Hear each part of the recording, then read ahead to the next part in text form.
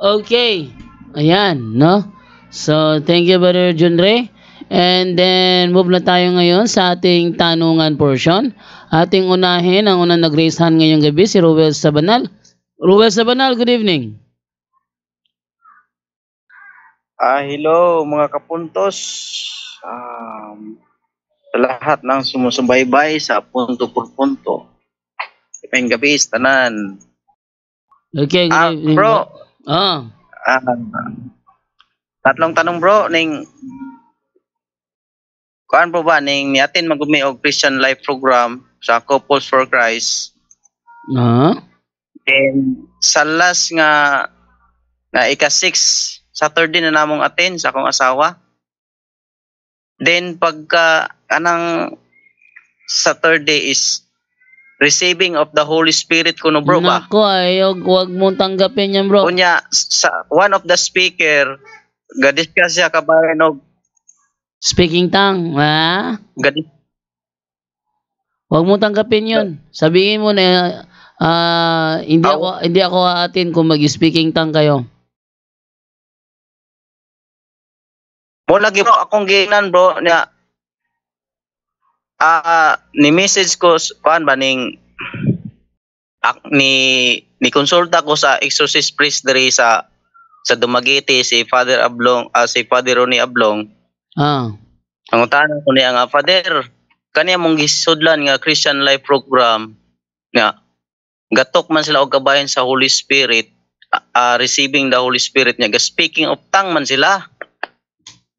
Unsay mo ika-advise ni Father so niya na siya nga ipastop gyud na siya nga kuan pero ayo biyae ng sa Couples for Christ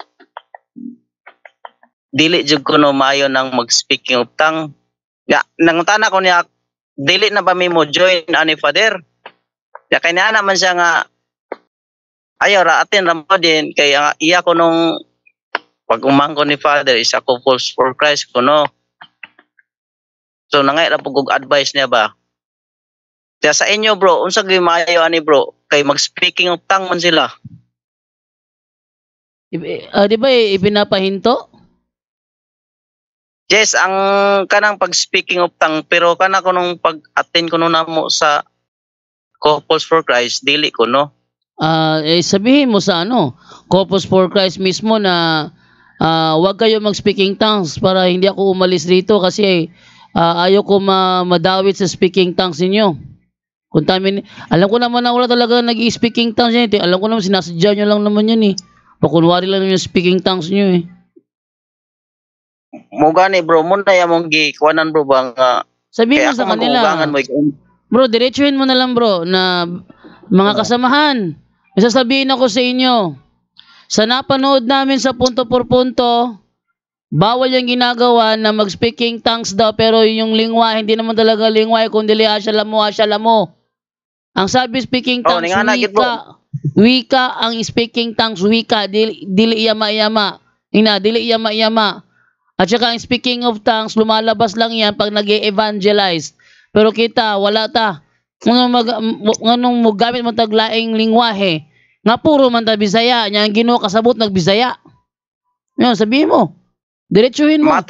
Kapag ayaw nyo tumigil mga kasama, ay absent ako sa inyong mga session kasi ayoko madawit sa contamination nyo.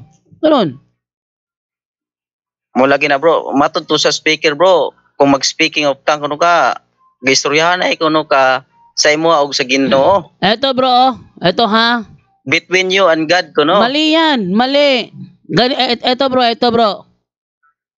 Ang Panginoon binigyan tayo ng wika. Bro. Di ba? Naririnig mo ako? Ang Panginoon binigyan tayo ng wika. Ano ang wikang binigay sa iyo ng Panginoon? Bisaya. Tagalog. Bisaya.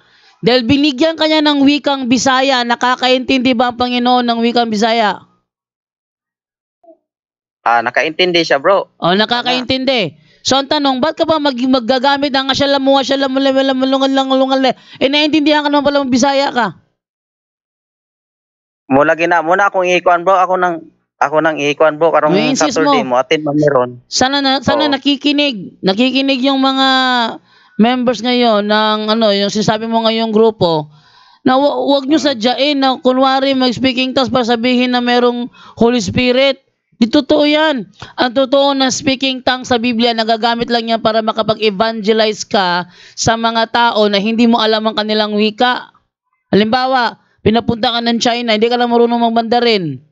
Tapos, mangaral ka doon. Paano mo makakonvert ang mga Chinese, hindi ka lang marunong mag-Mandarin? Hindi mo nang pinag-aralan kanilang mga wika.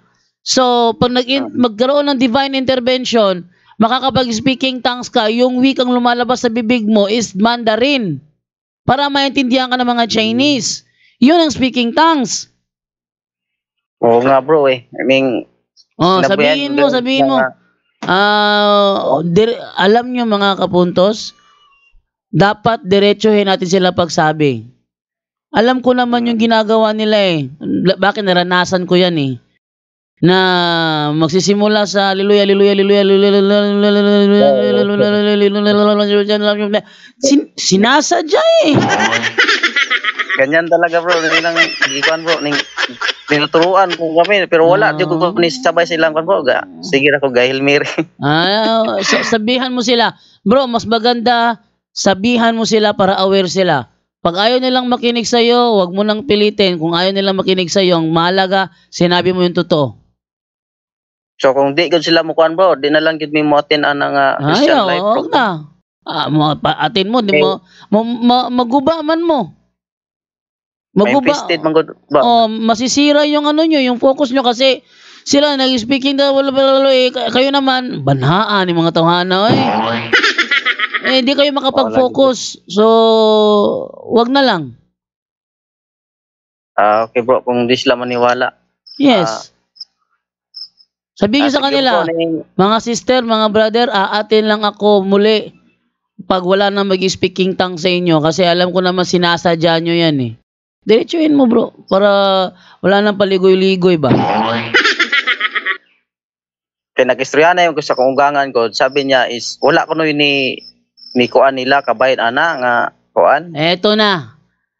Ang nagturo sa amin yan, mga exorcist. Si Father Nonet Legaspi, Father Jose Siquia, Father Jojo Cirudo, Father yung nakulong sino ngayon? Father Winston Cabading. Brother Wendell Talibong, Father Darwin Gitgano, mga bihasa sa spiritual phenomenon. Kaya pag sila nangopya sa mga Pentecostal, wag yun na ako isali. Alis na lang ako. Yun. Okay bro, noted bro. Kalawang tanong bro, kaning magkaon ka bro ba naminaw po ka og mga YouTube. Kanagalantaw ka og YouTube. Sala ba na bro? Sala ba yan? Makanong while gakaon ka ba imong cellphone na atubang pud sa imong galantaw while gakaon ka atubang bugag cellphone. Ewan ko, hindi ko alam bro kasi ginagawa ko yan Nagawa ko rin yan. Kaning kuan bro, kanang magkaon magukas bro. Ayan, mukhang sa pagkakaalam ko, nung bata pa ako, pinupuna ako ng ng mama ko niyan. Na hindi daw maganda na kumakain ka, wala kang damit. Maski doon sa pelikulang Yanggaw, ganun din. Sabi nung tatay, bastos ka baga? Sa pelikula Yanggaw. Hindi ko lang alam kung anong tindig ng simbahan patungkol sa bagay na yan. Mas maganda at itanongin si Brother Angel Santos. Brother Angel, may alam ka dyan kung anong katuruan ng simbahan sa kumakain na walang damit? Yung ba yung tanong niya? Kasalanan ba daw na kumain ka na wala kang damit? Okay, siyempre ang sa atin kasi respeto sa pagkain dahil grasya ng Diyos yan, no? So iaano natin talaga yan, no? Kasi kung iaanuhin mo yung konteksto ng kaya nga we pray no? Before meal. So it's a grace from God. So with respect na lang, no? But kukuha tayo ng later on bibigyan natin ng mas magandang yan ng Catholic answer, no. Kasi pagdating sa pagkain kasi, no, with respect at lalo na magpe-pray ka. Ako nga kahit dito sa bahay, bro, kumbaga nasa atin na lang, reverend na lang 'yon, no, sa pagkain. Kahit dito sa bahay, dahil maya-maya nagpe-pray ako, nagdi-divine mercy, hindi na rin ako nag-short, maya-maya nag-online mass ako. Hindi na rin ako nag-short, kahit short lang lagi ako nakapantalon o at least pajama. Kasi nga, dahil maya-maya, ayoko naka-short mag-online mass, ayoko naka-short mag-rosary, ayoko naka-short na So, it's a reverend lang no? Pero yung mismong kasalanan na nakalagay, wala tayong may doon. It's respect lang sa pagkain dahil grasya ng Panginoon yun. So, ako as much as possible, hindi, although ako noon pa, hindi ako mahilig yung nakahubad na kahit sa bahay o kahit sa hanggang ang pinaka ko sando Pero yung laging nakahubad na damit, hindi ako masyadong ganun. With respect, siyempre sa pagkain, grasya yan. Tapos magpe-pray ka with walang damit. So, medyo siguro yun.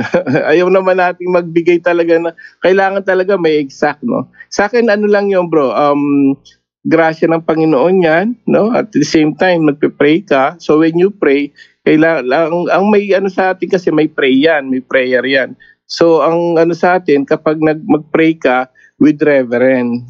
So, yung pag-pray mo, reverend, may paggalang. So, kailangan may nakadamit. So, yun, no? So, nasa sa inyo na lang siguro ngayon yan. Pero, to rest, grace from God, lalo na pagkain yan, no? Bigay yan, grasya yan, tapos pray ka pa. Mas maganda, at least nakadamit tayo, kapatid. Well, pero yung mismong kasalanan ba, wala naman tayong but later madali ko naman yun. Maibibigay sa inyo, ibabalik ko sa inyo yung talagang kapatid. With respect lang sa pagkain siguro. Pero yung kasalanan na wala naman nakalagay, kapatid. Yung exact na kasalanan ba siya talaga kung kumakakain ka ng o hindi. Dahil noon, kultura ng mga Hudyo, alam mo mga Hudyo, di ba talagang puro yan. Parang mga Muslim ngayon, di ba, puro sila talagang mahaba damit talaga, at babae, lalaki. With respect. Kaya ngayong panahon na to, wala naman tayo may bibigay na kasalanan talaga siya, pero respeto lang, kapatid. Yun yung natin yan. Pwede natin maibigay because we pray before meal. Yun po. Bro. Sige, bro. Salamat po for information na po. Matag ko information sa kanila. Kasi narinig ko at yung nagtanong last time ba, nagtanong siya kung sino bang exorcist sa Dumaguete. 3 ang exorcist dito sa Dumaguete, bro. Pero 2 yung ma-mention ko, sinalimutan ko yung sa isa. Dito sa Dumaguete, si Father Ronnie Ablong sa Kamanak, St. Vincent Ferrer Parish. Then sa Cathedral, sa St. Catherine Alexandria Parish, si Alvin Villaflores, bro. Maura na, bro. Salamat.